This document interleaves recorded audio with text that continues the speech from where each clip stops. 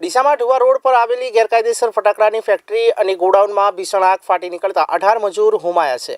મૃતકોમાં 4 થી 5 કિશોરનો પણ સમાવેશ થાય છે। ઘટનાને પગલે ફેક્ટરી માલિક ફરાર થઈ ગયો છે, ત્યારે મજૂરોની ઓળખ કરવાની કામગીરી શરૂ કરવામાં આવી છે।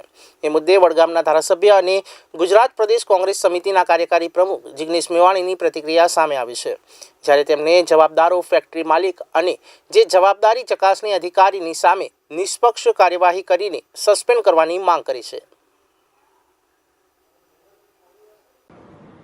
રાજકોટ ટીઆરપી ગેમિંગ ઝોનમાં લાગેલી આગમાં થોડાક મહિનાઓ પૂર્વે આપણે જોયું કે માસૂમ બાળકો પણ હોમાયા। એ બાદ રાજ્યની સરકારે જે સઘન તપાસ હાથ ધરવાની હતી કે કોઈ પણ ફેક્ટરી ગોડાઉનો ગેરકાયદેસર રીતે ચાલતા ન હોય એવી કોઈ તપાસ હાથ ન ધરી, કોઈ પરવા ન કરી। એનું પરિણામ એ આવ્યું કે આજે ડીસાની એક ઇલીગલ ગોડાઉનની અંદર ફટાકડા ફૂટ્યા, ગેરકાયદેસર રીતે ફટાકડાનો ત્યાં સામાન રાખેલો, આગ લાગી અને એવું કહેવાય છે કે અત્યાર સુધીમાં માસૂમ બાળકો સહિત ગુજરાતના અને ગુજરાતની બહારના શ્રમિકો સહિત 17 લોકોના મૃત્યુ થયા છે।